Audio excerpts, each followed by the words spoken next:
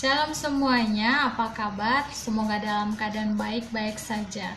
Baik, kita akan melanjutkan pembelajaran kita saat ini. Tonton dan simak video pembelajaran yang telah Ibu buat. Selamat belajar. Baiklah, kita akan melanjutkan kembali pembelajaran kita, yaitu tentang pertumbuhan intelektual. Pertumbuhan intelektual akan mengalami perubahan pada masanya. Seperti pada waktu kecil, kamu hanya mampu berpikir tentang hal-hal yang sederhana saja. Tetapi pada masa remaja sekarang, kamu sudah mampu berpikir tentang hal-hal yang lebih abstrak dan logis. Ada rasa keingintahuan yang besar akan hal-hal yang tidak dapat diterima oleh akal, atau tiba-tiba muncul perasaan gelisah tanpa mengerti penyebabnya. Nah, yang harus kita ketahui bahwa kemampuan intelektual seseorang itu tidak ditentukan oleh tingkat pendidikannya. Nah, orang yang berpendidikan rendah belum tentu memiliki intelektual yang rendah juga. Misalnya dia hanya tamat SD atau SMP, belum tentu tingkat pengetahuannya hanya segitu-segitu saja. Atau karena dia sarjana, berarti dia sudah memiliki pengetahuan yang tinggi. Belum tentu juga. Itu bukan menjadi tolak ukur untuk seseorang memiliki intelektual yang tinggi. Menurut Andy Mappiare, ada beberapa hal yang mempengaruhi perkembangan intelektual. Nah, yang pertama itu bertambahnya informasi sehingga ia mampu berpikir refleksi. Yang kedua, banyaknya pengalaman dan latihan memecahkan masalah sehingga ia mampu berpikir profesional. Dan yang ketiga, adanya kebebasan berpikir, yaitu keberanian menyusun hipotesis-hipotesis yang radikal, kebebasan menjejaki masalah secara keseluruhan, dan menarik kesimpulan yang baru dan benar. Dewasa secara intelektual berarti dapat menggunakan akal budinya untuk menilai yang benar atau salah. Kemudian pemikirannya sudah matang. Kemudian mampu mengatasi masalah dalam hidupnya. Nah, orang bertumbuh dewasa secara intelektual akan mengalami perkembangan cara berpikir. Dalam Amsal 1 ayat 7 mengatakan bahwa takut akan Tuhan adalah permulaan pengetahuan, tetapi orang bodoh menghina hikmat dan didikan. Kita harus tahu bahwa hikmat Allah jauh lebih tinggi daripada manusia yang paling jenius atau berhikmat sekalipun. Nah, ada beberapa pola pikir yang harus dimiliki orang-orang dewasa. Yang pertama itu adalah pola pikir positif. Setiap orang perlu melatih dan membiasakan dirinya berpikiran positif, karena hal itu akan mempengaruhi pandangan dan perbuatan kita ke arah yang lebih baik, berguna dan membawa ketentraman tentunya. Berpikir positif yaitu pola pikir yang selalu mencari sisi baiknya dalam segala hal. Nah, di sini bisa kita lihat bagaimana ciri-ciri pribadi yang berpikir positif. Yang pertama, cenderung mencari hikmat dari kegagalan. Kemudian memandang baik sifat orang di sekitarnya, berharap hal yang lebih baik, lebih siap menghadapi hal yang menyenangkan atau tidak menyenangkan, berserah kepada Tuhan, rendah hati, dan mengasihi serta setia. Norman Vincent Peale mengatakan jika kita melatih diri kita berpikir positif, hal itu akan membuahkan kekuatan di dalam diri kita. D.E. Hamancek mengatakan karakteristik orang dengan konsep diri positif. Bisa kita lihat yang pertama yaitu yakin terhadap pendapat dan sikapnya sehingga bersedia mempertahankan, tetapi juga terbuka untuk mengubahnya jika terjadi kekeliruan. Artinya tidak membiarkan apa saja yang terjadilah. Dia tidak memiliki sifat seperti itu. Kemudian mampu bertindak yang benar.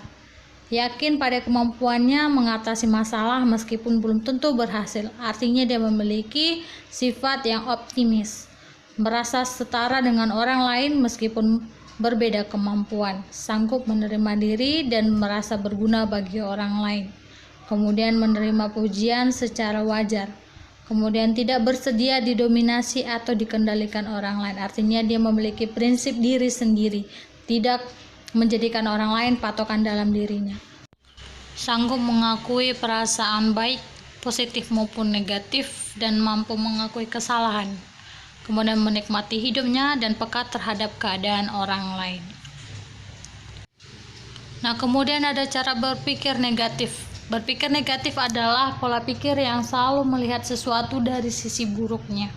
Nah, ciri-ciri pribadi yang berpikir negatif adalah cenderung mengeluh, menyesal, dan mengalami kegagalan, memandang orang lain dari segi buruknya, kurang berpengharapan, kurang percaya diri, reaktif, dan cenderung bertindak dengan pola menang kalah dan hancur-hancuran.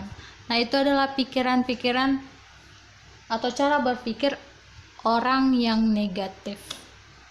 Memang tidak mudah untuk berpikiran positif. Dapat kita lihat manusia zaman sekarang cenderung berpikiran negatif. Manusia lebih suka membicarakan kejelekan orang daripada kebaikannya. Namun manusia menyadari keberadaannya sebagai manusia yang tidak sempurna. Menurut William D. Brooks dan Philip Emmett, orang dengan konsep diri negatif memiliki ciri-ciri sebagai berikut. Yang pertama, peka terhadap kritikan, cenderung menolaknya setiap ada kritikan atau masukan dari orang lain. Kemudian responsif terhadap pujian, menganggap secara berlebihan. Hiperkritis, senang mengkritik tetapi tidak mau dikritik. Pesimis dan cenderung menghindari kompetitif sehat. Nah, itu adalah ciri-ciri konsep diri yang memiliki pikiran negatif. Kemudian ada pola pikir proaktif. Sikap proaktif adalah tabiat manusia yang paling mendasar dalam menanggapi dan berbuat sesuatu. Bagaimana ciri-ciri pribadi berpikir proaktif? Yang pertama itu mampu mempertimbangkan terlebih dahulu sebelum merespon. Artinya dia tidak langsung merespon atau mengkritik sesuatu hal tanpa memikirkan, tanpa mempertimbangkan apa dan bagaimana sebuah masalah. Manusia memiliki kemampuan mempertimbangkan karena yang pertama, manusia diciptakan Tuhan dengan memiliki kehendak bebas, sehingga mempunyai kemampuan yang murni tanpa dipengaruhi orang lain. Kemudian manusia diciptakan Tuhan dengan memiliki hati nurani untuk membedakan yang baik dan buruk bagi dirinya. Kemudian manusia diciptakan Tuhan dengan memiliki daya imajinasi yang tinggi. Nah, cara seorang mampu menjadi proaktif, dia harus belajar melatih diri untuk berharapkan, mencari dan melaksanakan kemungkinan lain. Berusaha mencari dan melaksanakan pendekatan lain. Berusaha menghindari diri dari hal-hal yang dapat merugikan diri sendiri. Mencoba melakukan sesuatu dengan cara lain sesuai norma. Berani mencoba tentunya. Kemudian melatih diri untuk berpikir secara terpusat dan luas. Belajar untuk menyesuaikan diri dengan keadaan yang tidak kaku.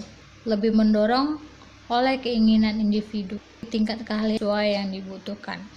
Nah, untuk menjadi seorang pribadi yang proaktif, kita harus memiliki dan mau belajar menjadi pribadi-pribadi yang baru, membuka diri terhadap hal-hal yang baru, tidak berpikir hal-hal yang sama untuk dilakukan, tapi mencoba hal-hal yang baru.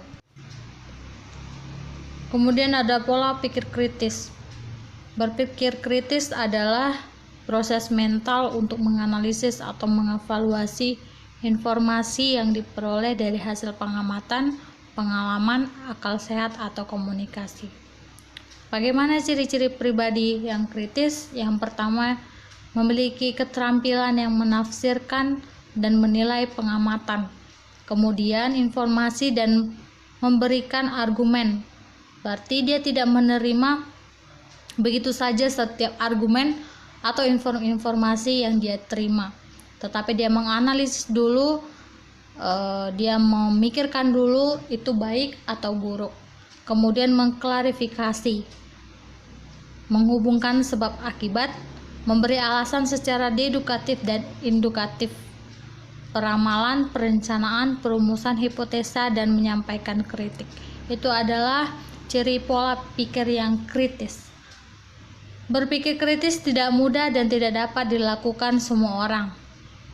Ada beberapa hal yang menghalangi kenapa seseorang tidak mampu berpikir kritis. Yang pertama, tidak memiliki seluruh informasi yang relevan. Kemudian, tidak bersikap atau bersifat netral dapat menghalangi pengumpulan dan penilaian informasi secara efektif dan objektif. Bersifat emosional sehingga tergesa-gesa menarik kesimpulan sebelum semua informasi yang dibutuhkan terkumpul. Nah, jadi berpikir kritis tidak sama dengan berdebat atau mengkritis orang lain. Kata kritis terhadap suatu argumen tidak identik dengan ketidaksetujuan terhadap sesuatu argumen atau pandangan orang lain.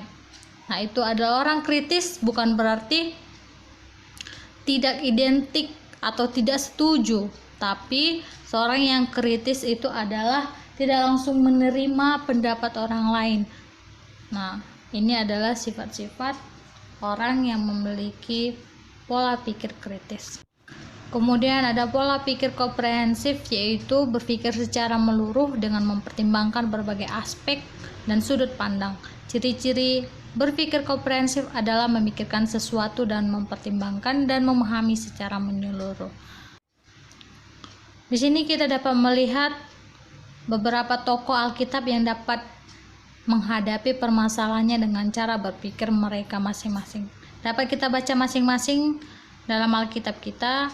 Yang pertama itu ada Hawa ketika bertemu dengan ular. Ada Ayub, ada Daniel, ada Yusuf, Pilatus, dan Salomo. Mereka adalah tokoh Alkitab yang memiliki masalah dan mereka juga menggunakan pola pikir bagaimana cara menghadapi dan menyelesaikan masalah-masalah mereka. Dapat kita baca masing-masing.